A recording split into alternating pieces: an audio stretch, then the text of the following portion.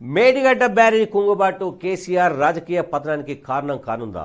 చివరకు కటకటాలు లెక్కించే పరిస్థితి వస్తుందా? సీఎం రేవంత్ రెడ్డి ప్లానింగ్ చూస్తుంటే అవుననే అనిపిస్తుంది.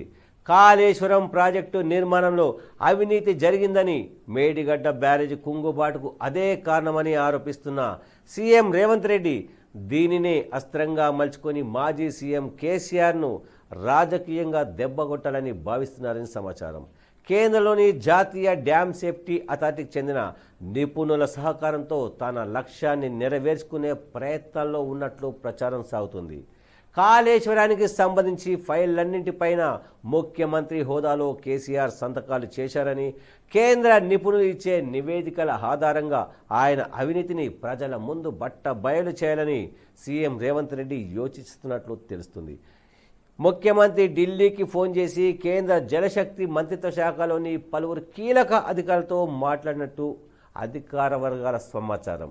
నాకు రాజకీయాలు ప్రధానం కాదు, లక్షల కోట్లు వృధా చేసి నిర్మించిన ప్రాజెక్టుల్లో అక్రమాలను నిగ్గుదేల్చి బాధ్యులెవరో తేల్చడం ముఖ్యం.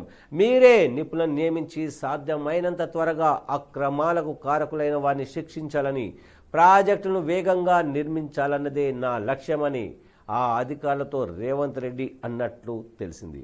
దీంతో కాళేశ్వరం ప్రాజెక్టులో భాగమైన మేడిగడ్డ, అన్నారం, సుందిళ్ల బ్యారేజీ నిర్మాణంలో లోపాలను సమగ్రంగా పరిశీలించేందుకు కేంద్రం నియమించిన ఎన్డీఎస్ఏకు చెందిన 6 సభ్యుల నిపుణుల కమిటీ మార్చి మొదటి వారంలోనే హైదరాబాద్కు వస్తుందని, సాధ్యమైనంత త్వరలో అక్రమాలకు కారణాలను, బాధ్యులను గుర్తిస్తుందని ఆ అధికారులు సీఎంకు చెప్పినట్టు సమాచారం. సో లోక్సభ ఎన్నికలకు ముందే మేడిగడ్డ దోషులను బహిర్గతం చేయాలని రేవంత్ భావిస్తున్నట్లు సమాచారం.